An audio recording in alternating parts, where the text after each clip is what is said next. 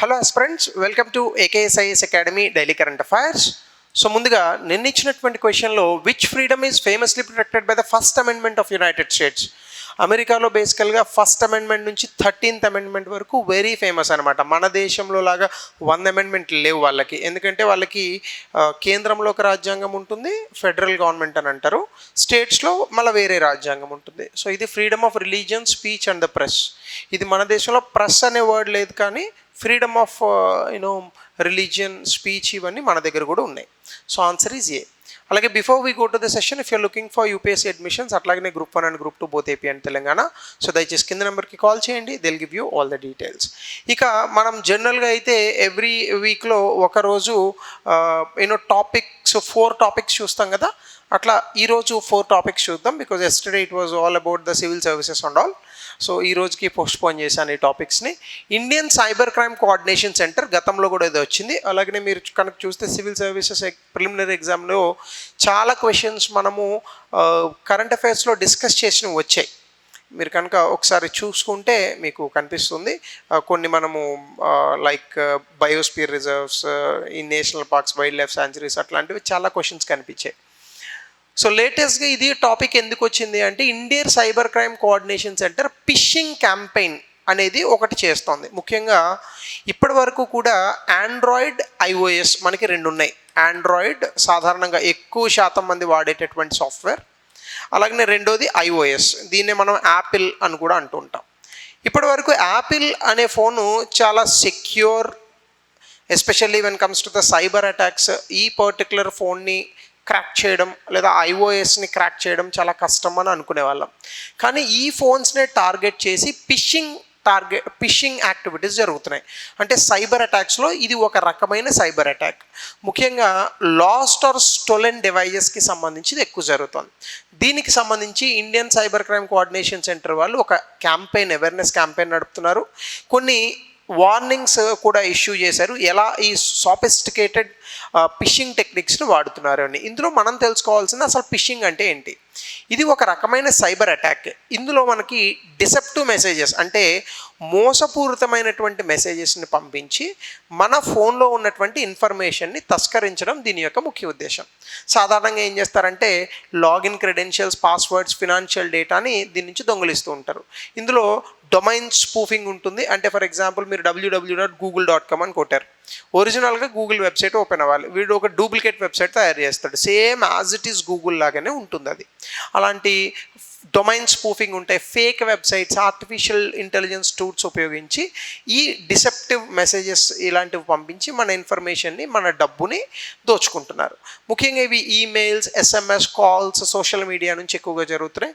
ఏ రకమైన ఈమెయిల్ వచ్చినా గట్టిగా మాట్లాడితే మనకి జిఫ్ ఇమేజెస్ అని ఉంటాయి. కొన్ని ఇమేజెస్ ఇట్లా ఊగుతూ ఉంటాయి. నార్మల్గా ఇమేజ్ అనేది కనిపిస్తుంది, ఒక స్టాటిక్ ఇమేజ్. అలా కాకుండా కొన్ని డైనమిక్గా కొంచెం మూమెంట్ ఉంటుంది. అలాంటివి తెలియని వ్యక్తులు పంపిస్తే డౌన్లోడ్ చేయకూడదు. అలాంటి ఇమేజెస్ నుంచి కూడా వైరస్ని మన ఫోన్లోకి పంపిస్తారు. అలాగనే కొన్ని account take overs, ransomwares, అంటే మన పర్టికులర్ వెబ్సైట్ని బ్లాక్ చేస్తారు, అది మళ్ళీ రీఓపెన్ చేయాలంటే డబ్బులు అడుగుతారు. అలాగే బిజినెస్ ఈమెయిల్ కాంప్రమైజ్, మన తాలూకా బిజినెస్ ఈమెయిల్స్ ఏవైతే ఉంటాయో వాటిని పూర్తి స్థాయిలో బ్లాక్ అయ్యేలాగా చేస్తారనమాట. సో ఇవన్నీ కూడా ఫిషింగ్ అనే యాక్టివిటీ కిందకి వస్తాయి. సో ఇప్పుడు ఐఫోర్సీ అనేటటువంటిది ఏంటంటే, international cyber crime coordination centre అనేది మినిస్ట్రీ ఆఫ్ హోమ్ అఫైర్స్ కిందకు వస్తుంది. ఇది దేశంలో సైబర్ క్రైమ్, అంటే ఈ ఇంటర్నెట్ ద్వారా జరిగేటటువంటి నేరాలు ఏవైతే ఉన్నాయో వీటిని అరికట్టేటటువంటి ఒక జాతీయ స్థాయి ఏజెన్సీ. ఇది బేసికల్గా ఏం చేస్తుందంటే, లా ఎన్ఫోర్స్మెంట్ ఏజెన్సీస్, పోలీస్ కావచ్చు, ఇంకా అదర్ ఏజెన్సీస్ ఉన్నాయి, లైక్ సిబిసిఐడి కావచ్చు, సిబిఐ కావచ్చు, వీళ్ళందరికీ కూడా సైబర్ యాక్టివిటీస్కి సంబంధించి కొంత సపోర్ట్ని ఇస్తుంది. అలాగే అకాడమిక్ పీపుల్, ఇండస్ట్రీలో ఉన్న వాళ్ళు, పబ్లిక్, గవర్నమెంట్, వీళ్ళందరినీ తీసుకొని వచ్చి ఒక ప్లాట్ఫామ్ మీద కూర్చోబెట్టి సైబర్ క్రైమ్స్ని ఎలా ఎదుర్కోవాలనే దానిపైన అడ్వైజెస్, అలాగనే ఈ యొక్క కొంత అనాలిసిస్ ఇవన్నీ చేస్తూ ఉంటారు. ఫోకస్ ఏంటంటే సైబర్ అటాక్స్ని ప్రివెంట్ చేయడం, జరిగితే కనుక డిటెక్ట్ చేయడం, ఇన్వెస్టిగేట్ చేయడం, ఆ సైబర్ క్రైమ్ని ప్రాసిక్యూట్ చేయడం. దీని యొక్క హెడ్ క్వార్టర్స్ మనకి న్యూఢిల్లీలో ఉంది. దీని ఆబ్జెక్టివ్స్ ఏంటంటే, ఫస్ట్ ఆఫ్ ఆల్ సైబర్ క్రైమ్ని ఆపడం, అంటే మొత్తంగా జరిగేటటువంటి సైబర్ నేరాలను పూర్తి స్థాయిలో అరికట్టడం, అలాగనే సైబర్ క్రైమ్స్కి ఎగెనెస్ట్గా ముఖ్యంగా ఆడవారిపైన పిల్లలపైన జరిగేటటువంటి సైబర్ నేరాలను అరికట్టడానికి కావాల్సినటువంటి విషయాలను బలోపేతం చేయడం, అలాగే కంప్లైంట్స్ ఏమైనా చేయాలని అనుకుంటే ఈజీగా కంప్లైంట్ని ఫైల్ చేసేలాగా చూడడం, అలాగే early warning systems law enforcement ఏజెన్సీస్కి ఇగో సైబర్ అటాక్స్ జరగబోతున్నాయి అనేది ఎర్లీ వార్నింగ్ ఇవ్వడము, అలాగే జనాలకి దీనికి సైబర్ అటాక్స్కి సంబంధించి సైబర్ సేఫ్టీకి సంబంధించి అవగాహనలు పెంచడము, అలాగే పోలీస్ ప్రాసిక్యూటర్స్ అండ్ జ్యుడిషియరీలో ఉన్నటువంటి వ్యక్తులకి టెక్నికల్ స్కిల్స్ తక్కువ ఉంటాయి కాబట్టి ఈ సైబర్ అటాక్స్కి సంబంధించి వాళ్ళకి కెపాసిటీ బిల్డింగ్ అనేటటువంటి చేయడం, అలాగనే సైబర్ ఫారెన్సిక్స్ టెక్నాలజీస్కి సంబంధించి రీసెర్చ్ అండ్ డెవలప్మెంట్, అలాగనే సైబర్ లాస్లో కొన్ని అమెండ్మెంట్స్కి సజెషన్స్ చేయడం, మ్యూచువల్ లీగల్ అసిస్టెంట్ ట్రీటీస్ వేరొక దేశాలతో చేసుకోవడానికి కావాల్సినటువంటి కోఆర్డినేషన్స్ అది ఇవ్వడం దీని తాలూకా ముఖ్య ఉద్దేశాలు. జనరల్గా ఇలాంటి క్వశ్చన్స్నే మనకి యూపీఎస్సీ ప్రిలిమినరీ ఎగ్జామ్లో గ్రూప్ 1లో ఇట్లాంటి వాటిలో ఎక్కువగా అడుగుతున్నాడు. మీరు ఈసారి పేపర్ చూస్తే కూడా మీకు అర్థమై ఉండొచ్చు. అప్రాక్సిమేట్గా 30 questions related to current affairs మనకు వచ్చాయి. Most of the questions news paper చదివిన వాళ్ళకి ఈజీగా ఆ క్వశ్చన్స్ని ఆన్సర్ చేసే పరిస్థితులు ఉన్నాయి. ఇందులో చాలా యూనిట్స్ ఉన్నాయి. Cyber crime threat analysis unit, cyber crime reporting, training centre, research and innovations, coordination team, management unit, cyber crime forensic laboratory, ఇలా చాలా వింగ్స్ ఉన్నాయి. ఒక్కొక్క వింగ్ వాళ్ళ తాలూకా రెస్పాన్సిబిలిటీని నిర్వర్తిస్తూ ఉంటారు. ఇందులో ఇనిషియేటివ్స్ ఏంటంటే మనకి citizen financial fraud reporting system, అంటే ఎప్పటికప్పుడు ఒకవేళ ఎవరైనా ప్రజలు కనుక సైబర్ క్రైమ్స్లో భాగంగా డబ్బును పోగొట్టుకుంటే అది రిపోర్ట్ చేసేటటువంటి థింగ్. దీనికి సంబంధించి 190కి తప్పనిసరిగా కాల్ చేయాలి. అంటే మీకు సైబర్ క్రైమ్లో భాగంగా మీ డబ్బులు పోతే ఈ నెంబర్కి కాల్ చేయాలి. బాగా గుర్తుపెట్టుకోండి, 1930 అలా అయితే బాగా గుర్తుంటుంది, 1930. అలాగే సోషల్ మీడియా సైబర్ దోస్త్ అనేటటువంటి దాన్ని కూడా హ్యాండిల్, సైబర్ దోస్త్ ఫర్ అవేర్నెస్, అంటే ఎవరితో పడితే వాళ్ళతో స్నేహాలు అది చేయకూడదు. అలాగే సైబర్ క్రైమ్ వాలంటీర్స్ ప్రోగ్రామ్, ఇందులో సిటిజన్స్ని పార్టిసిపేషన్ చేసి ఎలా మనం వాలంటీర్స్ని తీసుకొని వచ్చి ఎట్లా మనం ఈ అవేర్నెస్ ఇవన్నీ కలిగించాలి. అలాగనే ప్రతిబింబ్ అనే ఒక ప్లాట్ఫాము క్రైమ్ మ్యాపింగ్, ఏ ఏ ప్రాంతాల నుంచి ఎక్కువగా క్రైమ్ జరుగుతుంది ఇవన్నీ చేయడం, ఇవన్నీ కూడా ఇందులో కీ ఇనిషియేటివ్స్ అనమాట. అది I4Cకి సంబంధించి ఎ వెరీ ఇంపార్టెంట్ టాపిక్. ఇక రెండవది ఆయుష్మాన్ భారత్ డిజిటల్ మిషన్. దీని మీద ఆల్రెడీ గతంలో నేను క్లాస్ చేశాను ఆయుష్మాన్ భారత్ గురించి. ఇప్పుడు ఆయుష్మాన్ భారత్ డిజిటల్ మిషన్ ఏంటంటే 100 crore హెల్త్ రికార్డ్స్, అంటే ఎవరెవరికైతే ఈ ఆయుష్మాన్ భారత్లో భాగంగా ఉన్నారో వాళ్ళ హెల్త్ రికార్డ్స్ని డిజిటైజ్ చేయడం దీని యొక్క ముఖ్య ఉద్దేశం. సో ఇది ఒక మేజర్ మైల్ స్టోన్గా ప్రభుత్వం పెట్టుకుంది. ఇది బేసికల్గా ఏంటంటే డిజిటల్ హెల్త్ ఎకోసిస్టమ్ని ఇండియాలో డెవలప్ చేయాలి. ముఖ్యంగా డిజిటల్ హెల్త్ ఇన్ఫ్రాస్ట్రక్చర్ మనకి సంబంధించి భరత్ కుమార్ అని కొట్టగానే భరత్ కుమార్కి ఏమైనా ఇబ్బందులు ఉన్నాయా, తన హైట్ ఎంత, వెయిట్ ఎంత, బ్లడ్ గ్రూప్ ఎంత, దానికి గతంలో జరిగిన ట్రీట్మెంట్స్ ఏంటి, ఇవన్నీ రావాలి. దీన్ని 2021, 22 నుంచి 25, 26 వరకు కూడా ఒక 1600 కోట్లతో చేద్దామని అనుకుంటున్నారు. ఇది ఏ అథారిటీ చేస్తోంది? National health authority under ministry of health. So ఈ అథారిటీ చేస్తోంది. ఇది దీని యొక్క ముఖ్య ఉద్దేశం. ఇందులో కాంపోనెంట్స్లో ఏమున్నాయి? ఏబిహెచ్ఎన్ నెంబర్, అంటే Ayushman Bharat health digital health ఏదైతే ఉందో ఆయుష్మాన్ భారత్, ఇందాక మనం ఇక్కడ చూసినట్టుగా ఆయుష్మాన్ భారత్ డిజిటల్ మిషన్లో భాగంగా ఆయుష్మాన్ భారత్ నెంబర్, అందులో ఏంటది ఒక 14 digit యూనిక్ హెల్త్ ఐడి ఉంటుంది. అంటే ఆయుష్మాన్ భారత్ హెల్త్ ఐడి అనమాట. ఇది ఒక యూనిక్ హెల్త్ ఐడి ఉంటుంది. ఇందులో హెల్త్ రికార్డ్స్ అన్ని డిజిటల్గా స్టోర్ చేస్తారు. అలాగనే హెల్త్ ప్రొఫెషనల్ రిజిస్ట్రీ, HPR అని అంటారు. అంటే హెల్త్ కేర్ ప్రొఫెషనల్స్ ఎవరైతే డాక్టర్స్ ఉన్నారో వాళ్ళనంతటిని కూడా ఒక రిపాజిటరీలో పెడతారు. హెల్త్ ఫెసిలిటీ రిజిస్ట్రీ, అంటే పబ్లిక్ ప్రైవేట్ హెల్త్ ఫెసిలిటీస్ ఎక్కడెక్కడ ఉన్నాయి మన దగ్గరలో, ఇవన్నీ ఒక యాప్లో కానీ ఒక పోర్టల్లో కానీ అవన్నీ కూడా ఎక్కిస్తారు. అలాగే health information exchange and consent manager, అంటే ఏంటంటే మన తాలూకా హెల్త్ రికార్డ్స్ మిస్యూజ్ అవ్వకుండా ఎవరితో ఇన్ఫర్మేషన్ షేర్ చేయొచ్చు, అది మరొకటి.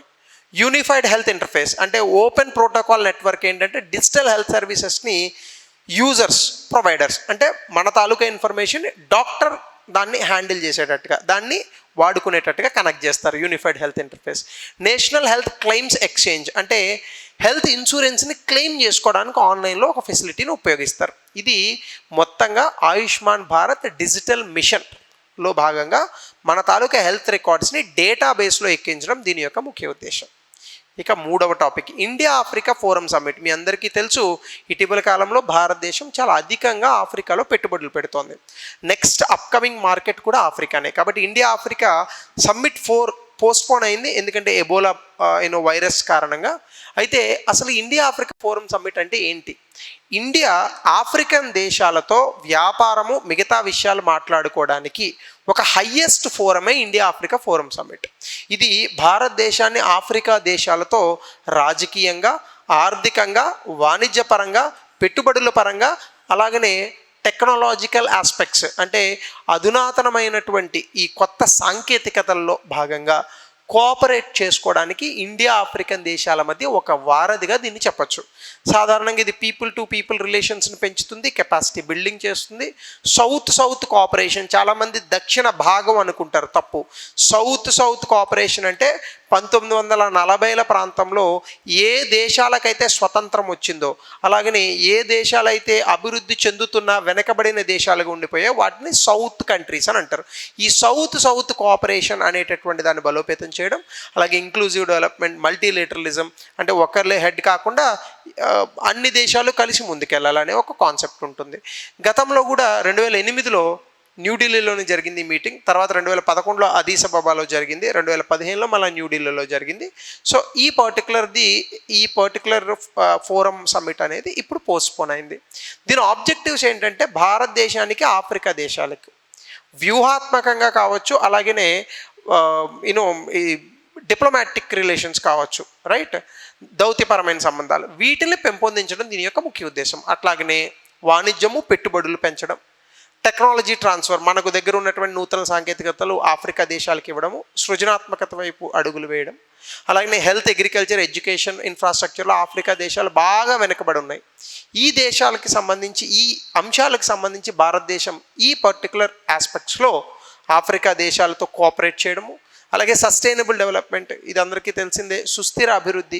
ఆఫ్రికా దేశాలు చాలా దూరంగా ఉన్నాయి దీనికి, ఇది వాళ్ళకి తీసుకురావడం, రీజనల్గా ఇది ఇంటిగ్రేట్ చేయడము, అలాగే youth empowerment, entrepreneurship and skill development. ఎక్కువగా అక్కడ ఉన్నటువంటి యూత్ టెర్రరిజంకి ఎక్కువగా లోన్ అవుతున్నారు, ఎక్కువ అన్ఎంప్లాయ్మెంట్ ఉంది. ఇవి తగ్గించాలంటే ఏం చేయాలి? యూత్ని ఎంపవర్ చేయాలి, కొత్త వ్యాపారవేత్తలు రావాలి, స్కిల్ డెవలప్మెంట్ రావాలి, అలాగనే శాంతి, భద్రత, మ్యారిటైమ్ కోఆపరేషన్ ఉండాలి. ఎందుకంటే అక్కడ చాలా దేశాల్లో పైరసీ ఎక్కువగా జరుగుతూ ఉంటుంది. పైరసీ అంటే సముద్రాల మీద, పైరేట్స్ నా ఉద్దేశంలో. అలాగే సౌత్ సౌత్ కోఆపరేషన్ పెరగాలి. వీటి కోసం ఈ యొక్క ఫోరంని డెవలప్ చేయాలి అనేటటువంటిది మన ఆలోచన. డెఫినెట్గా ఆ వైపు అడుగులు పడుతున్నాయి. కానీ చైనా కూడా అంతే అగ్రెసివ్గా ఆఫ్రికన్ దేశాలతో కోఆపరేషన్లో ఉంది. ఇక లాస్ట్ టాపిక్ వచ్చేసి లోక్తక్ లేక్. ఇది మణిపూర్లో ఉంటుంది. ఈ లోక్తక్ లేక్ దగ్గర పుమ్డీస్ అనే ఒక పర్టికులర్ వెజిటేషన్ ఉంది. సాధారణంగా అడవులు నేల మీద ఉంటాయి, నీటిలో నీరు ప్రవహిస్తూ ఉంటుంది. కానీ ఈ లోక్తక్ లేక్లో ఫ్లోటింగ్ వెజిటేషన్ ఉంటుంది. అంటే మొక్కలు, గడ్డి ఇవి నది పైన, నది అని అనకూడదు, దాన్ని సరస్సు పైన తేలుతూ ఉంటాయి. ఈవెన్ మనుషులు కూడా నివసించవచ్చు. సో వాటినే మనము పుమ్డీస్ అని అంటాం. ఇది మణిపూర్లో ఉంది. సో ఇది మణిపూర్లో ఉంది మనకి ఈ పర్టికులర్ లేక్. అయితే ఈశాన్య భారతంలో లార్జెస్ట్ ఫ్రెష్ వాటర్ లేక్ ఇది. పుమ్డీస్ అంటే బయోమాస్ విచ్ ఈజ్ ఫ్లోటింగ్. ప్రపంచంలో ఇది చాలా ఫేమస్. దీని మీద గతంలో కూడా క్వశ్చన్ అడిగాడు.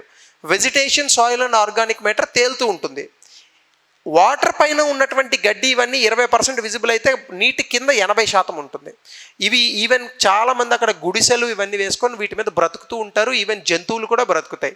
ఇక్కడ world's only floating national park, అంటే ప్రపంచంలో ఒక నేషనల్ పార్క్ నీటి మీద తేలుతూ ఉన్నది ఇది ఒక్కటే.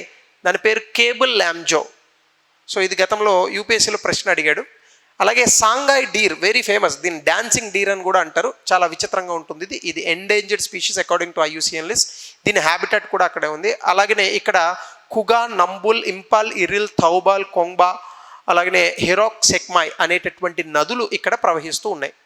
అలాగే ఎన్వైర్మెంటల్ స్టేటస్, రామ్ సైట్గా దీన్ని 1990లో ప్రకటించాం. మాంటెక్స్క్యూ రికార్డులు 1993లో ఎక్కించాం. ఇదేంటంటే దీని కారణంగా మనకి కొంత హైడ్రో పవర్ వస్తుంది, జల విద్యుత్, ఫిషరీస్, కొంతమంది టూరిజం కూడా చేస్తూ ఉంటారు. ఇక్కడ చేపల పెంపకం మీద కూడా ప్రజలు ఆధారపడుతూ ఉంటారు, ట్రాన్స్పోర్ట్ ఇవన్నీ జరుగుతాయి. సో కాబట్టి ఇలాంటి టాపిక్సే వెరీ రెగ్యులర్గా మనకి క్వశ్చన్స్గా అపియర్ అవుతున్నాయి. సో ఇన్ దట్ కేస్ గతంలో 2015లో ఇచ్చినటువంటి question again it came in the news. అలాగే దీనికి సంబంధించి ఒక మెయిన్స్ ప్రశ్న కూడా ఇచ్చాను 200 పదాల్లో. సో దయచేసి దీని ఆన్సర్లు కూడా కామెంట్ సెక్షన్లో తెలపండి. సో ఇది ఈరోజు 4 important topics from the news papers of the past week. మరో కొత్త టాపిక్తో యథావిధిగా రేపు కలుద్దాం. Thank you. Have a good day.